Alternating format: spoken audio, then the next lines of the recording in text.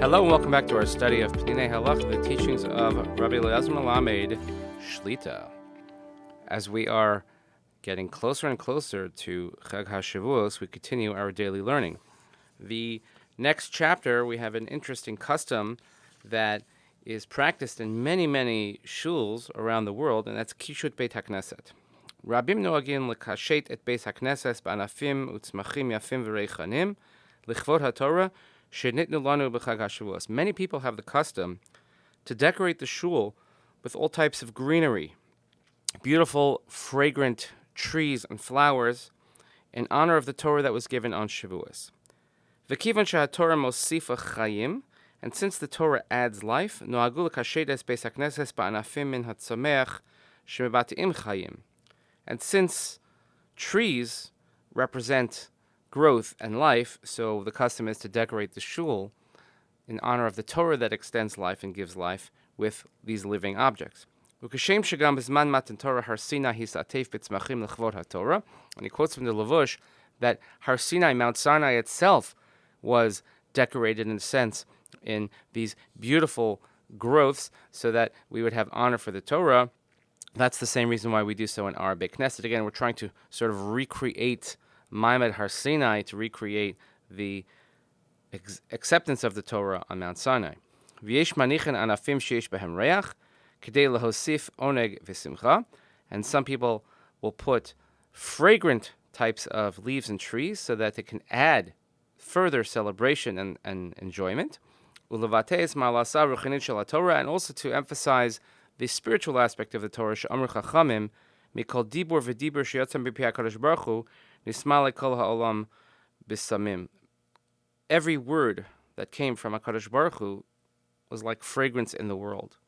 Some people also put tree branches, because on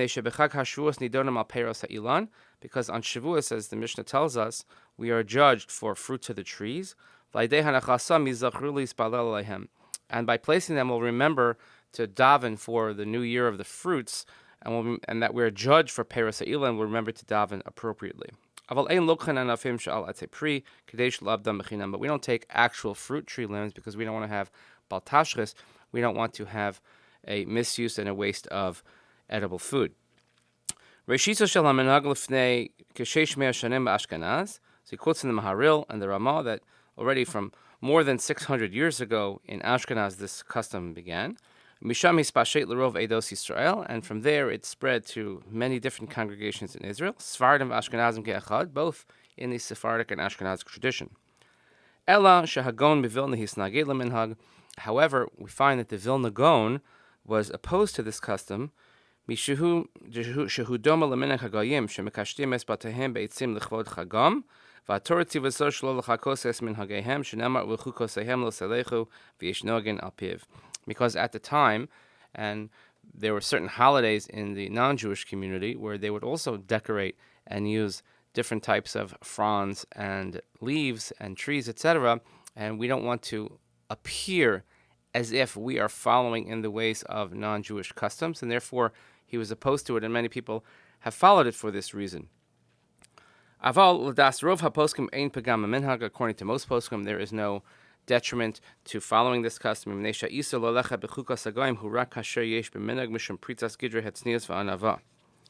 because the prohibition of following in the ways of non-Jews is if we think that it will cause a breaking of a fence or an aberration of modesty or of humility, or if there is no purpose for such a custom, and if it's a non-Jewish custom and we follow it and it has no real purpose or source in Judaism. Or if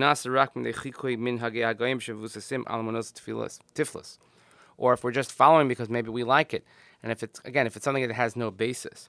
However, the minhag, maybe our minhag, maybe they're copying us, we could say.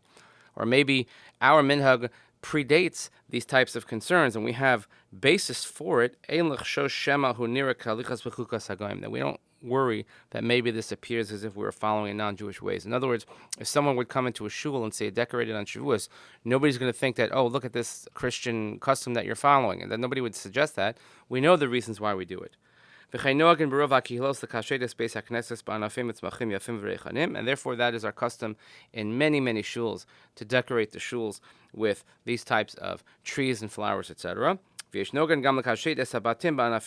people also have the custom of decorating their homes. And since this is used for decoration, they're not considered muksa.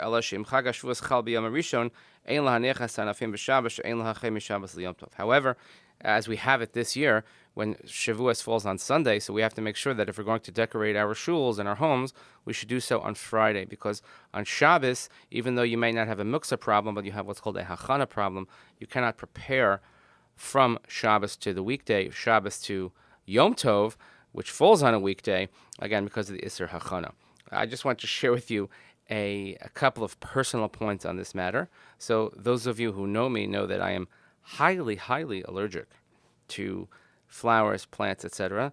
So that's perhaps one of the reasons why this is not done directly on the Aron Kodesh area of the shul where I sit, because even though it's a bona fide custom, it shouldn't come sort of to the detriment of anyone. That's a personal matter. But when I was the rabbi in Long Island for many years, they used to have evergreens that they would put all over the Aron Kodesh, and the same sort of nails and staple points were always there. And as it turns out, that it was done by a company that was run by my wife's grandfather and grandmother, Midtown Florist in Brooklyn. And they said that when they started out years ago in downtown Brooklyn, and they were trying to make their way in the flower business, the very first shul account that they ever had was the Jewish Center of Atlantic Beach. And here I was years later, married to their oldest grandchild, and that was the pulpit in which I served. So everything comes full circle, and it's one of the beauties of the Torah. Here in our shul, we represent this value every single day because we are indeed Eitz Chaim, a tree of life. We have to remember that the notion of trees in Judaism and in tradition is very, very prominent, very important. And Eitz Chaim Hilam Chazikim, but the Torah is a living tree for those who would only take the opportunity to grasp and take hold of it. So I want to wish everyone a Chag Sameach as we get closer and closer. Remember that just by spending these few minutes a day learning, you're also grabbing onto the tree of life. Eitz Chaim Hi Shema Chazikim Ba. Thank you so much for listening. We'll see you here again next time.